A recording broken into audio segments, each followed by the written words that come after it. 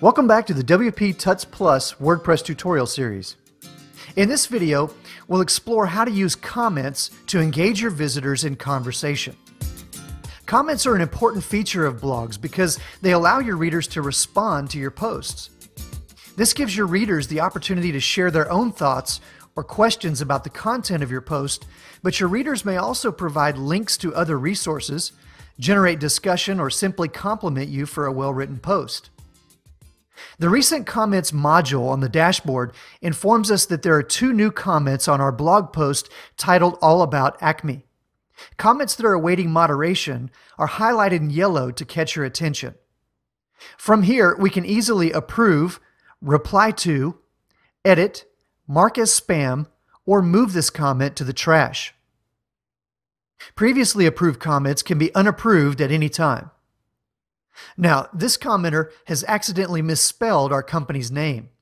So I'll edit this comment, correcting the typo, and then also approve it before clicking the Update Comment button. Now I'll post a quick reply to this commenter. Clicking the hashtag after the title of the post will take us to the public view of the page on which this comment and our new reply will appear. Now, because we're currently logged in, you'll notice that WordPress recognizes us and presents us with only the comment field.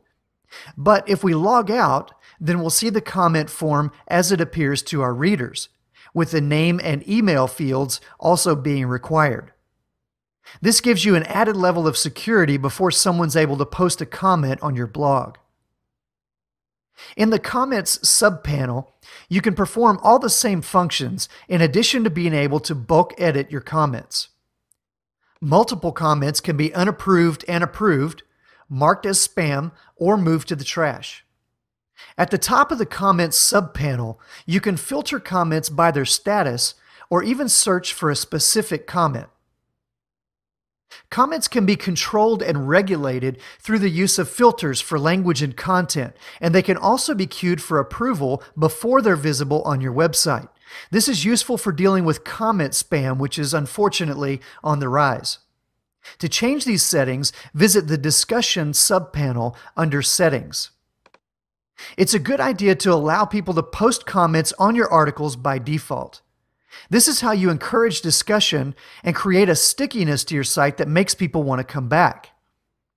I usually choose to require the comment author to fill out their name and email address, but I don't normally require that they also be registered and logged in to comment. Make it as easy as possible for folks to enter the conversation because, let's face it, we all have too many logins to deal with. Let's not require them to register or log into our site just to post a comment. You can choose to automatically close comments on articles after a certain number of days, and you can also choose to enable threaded or nested comments up to 10 levels deep. This helps people to view related comments in a threaded or nested group, viewing them all together instead of scattered throughout the entire page. If you've got a particularly popular blog, you may want to break up your comments into more than one page, and you can choose to display your comments with the oldest comments at the top of the page or the newest comments at the top of the page. You can choose to be notified by email whenever anyone posts a comment, or at least when a comment is held for moderation. And before a comment appears, you can choose to have an administrator always approve the comment, or you can choose to automatically approve it provided the commenter has had at least one previously approved comment. If a comment in the queue contains 2 or more links, which is a common characteristic of spam, then we'll choose to hold it for manual approval. You can also have a comment held for moderation if it contains any of the words that you enter into this field. The comment blacklist works in much the same way, except comments that contain these words will automatically be marked as spam, rather than simply being held for moderation. And last, you can enable or disable avatars, which are small icons or images that identify individual commenters on your website. You can also choose a rating or even select a default avatar to use if the commenter hasn't created his or her own. In fact, if you haven't already created one for yourself, then head to gravatar.com and get your free Gravatar today. With these settings in place, you'll be ready to engage your readers in meaningful two-way conversation.